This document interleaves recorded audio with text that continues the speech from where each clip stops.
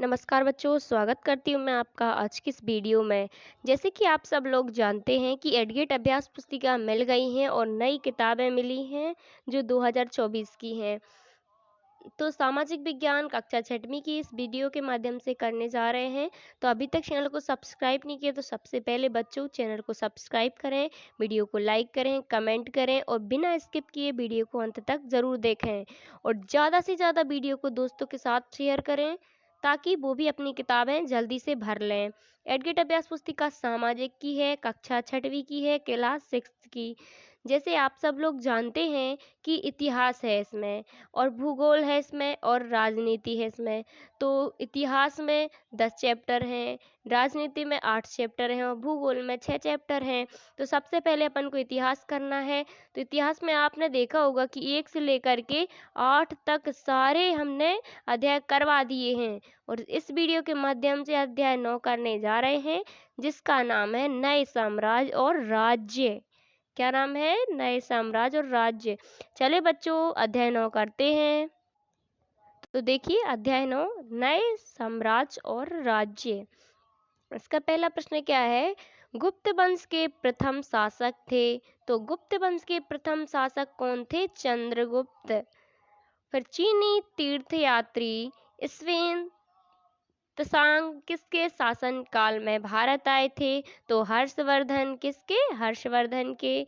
फिर पल्लव काल में नगरम शब्द किसके लिए प्रयोग में लाया जाता था? तो इसमें अपना बी सही हो जाएगा बच्चों, व्यापारियों का संगठन। इसके बाद देखते हैं चौथा प्रश्न। चंद्रगुप्त प्रशस्ति में राजा की प्रशंसा निम्न में से किस प्रकार की गई है? तो उपरोक्त सभी। उपरोक्त सभी में क्या क्या है आप देख सकते हैं। राजा का युद्ध, तो ए नंबर का सही है, ए भी सही है और ए भी सही है। दूसरे में क्या है? युद्धों को जीतने वाला राजा। और सी नंबर में है विद्वान तथा एवं उत्कृष्ट कवि के रूप में और उपरोक्त सभी। तो ये सब सही है तो इसमें उपरोक्त सभी हो जाएगा, तो उपरोक्त सभी आ जाएगा।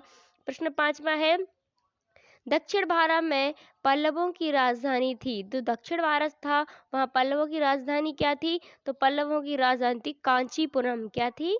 कांचीपुरम। तो आप इस प्रकार यहाँ पे कांचीपुरम लिख सकते हैं टिक करके।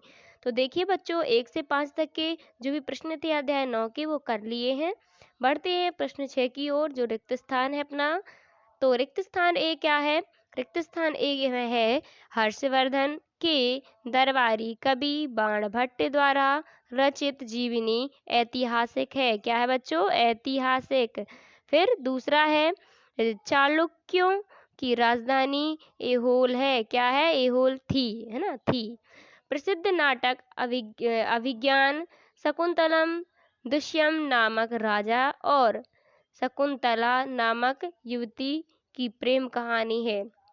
फिर डी है हर्ष का अर्थ आनंद होता है। ई नंबर में चालुक्यों का राज्य कृष्णा और तुंगभद्रा नदियों के बीच स्थित था। तो इस प्रकार ए से लेकर के ई तक के हो गए हैं रिक्त स्थान। नेक्स्ट देखिए प्रश्न नंबर 7। वंशावली से हमें कौन सी जानकारी प्राप्त होती है? तो इसका उत्तर हो जाएगा वंशावली से राजाओं के पूर्वजों के बारे में जानकारी मिलती है। चलिए बच्चों इसके बाद नेक्स्ट 8वां प्रश्न है हर्षचलित के लेखक कौन थे?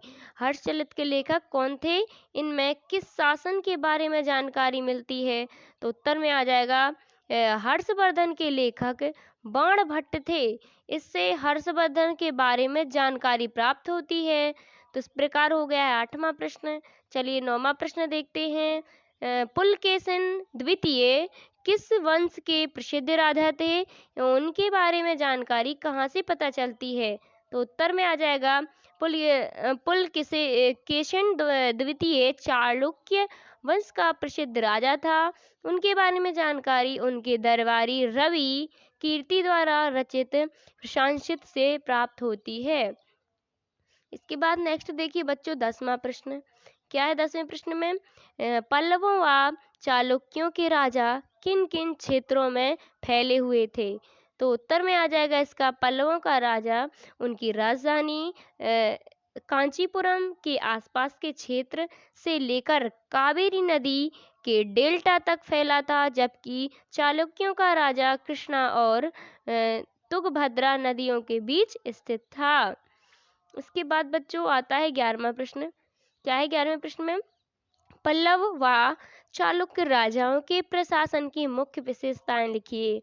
तो इसकी पहली विशेषता, कई महत्वपूर्ण पद आनुवंशिक बन गए थे। और दूसरा है, कभी कभी एक ही व्यक्ति कई पदों पर कार्य करता था। और तीसरा है, संभवतः वहाँ के राज्य एवं स्थानीय प्रशासन में प्रमुख व्यक्तियों का बहुत बोलबाला था। तो इस प्रकार हो गया है 11वां प्रश्न। नेक्स्ट देखते हैं 12वां प्रश्न। इस काल की सैनिक व्यवस्था के बारे में लिखिए। तो पहला क्या है, इस काल में अभी भी पुराने राजाओं की तरह सुगठित सेना रखते थे, जिसमें हाथी, रथ, घुड़सवार और पैदल सिपाही होते थे। और दूसरा है, सेना नायकों को नियमित वेतन नहीं दिया जाता था, बल्कि भूमि दान दिया जाता था। इसके बाद प्रश्न 13वां, पल्लव काल में सभा से क्या आशय था? ये अपना कार्य किस प्रकार करती थी? तो उत्तर में आ जाएगा, पल्लव काल में सभा से आशय ब्राह्मण भू स्वामियों के संगठन से था। ये सभाएं उप समितियां के जरिए सिंचाई, खेती बाड़ी से जुड़े विभिन्न काम, सड़क निर्माण, स्थानीय मंदिरों की देखरेख आदि का काम करती थीं। प्रश्न 14वां है, पल्लवों व चालुक्यों के राजा को किस वंश के राजाओं द्वारा समाप्त किया गया था? अभी तक चैनल को सब्सक्राइब नहीं किया तो बच्चों चैनल को सब्सक्राइब कर लें, और आप वीडियो को रोक करके वीडियो को पॉज करके लिख सकते हैं। चलिए उत्तर क्या आ जाएगा, पल्लव व चालुक्यों के राजा को अंततः राष्ट्रकूट तथा कोल वंशों ने समाप्त कर दिया। 15वां प्रश्न है, प्राचीन काल में राजा क्या क्या साजो सामान लेकर यात्रा करते थे? हथियार, रोजमर्रा की चीज जैसे बर्तन, अखबार, खाने पीने का सामान आदि। इसके बाद बच्चों देख सकते हैं आप 16वां प्रश्न, इस काल में जनसाधारण से संबंधित जानकारी किन साधनों से प्राप्त होती है? तो इस काल में साधारण से संबंधित जानकारी नाटकों तथा अन्य स्रोतों से मिलती है। कालिदास अपने नाटकों में राज दरबार के जीवन के चित्रण के लिए प्रसिद्ध हैं। उनका सबसे प्रसिद्ध नाटक अभिज्ञान शकुंतलम, दुष्यंत नामक एक राजा और शकुंतला नाम की एक ज्योति की प्रेम कहानी है। तो इस प्रकार बच्चों 16वां प्रश्न भी हो गया है। आप देख सकते हैं सारे प्रश्न इस चैप्टर के इस वीडियो के माध्यम से हो गए हैं।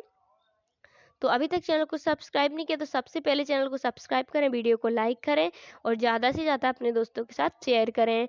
मिलते हैं नेक्स्ट वीडियो में अध्याय 10 में, तब तक के लिए थैंक यू बच्चों।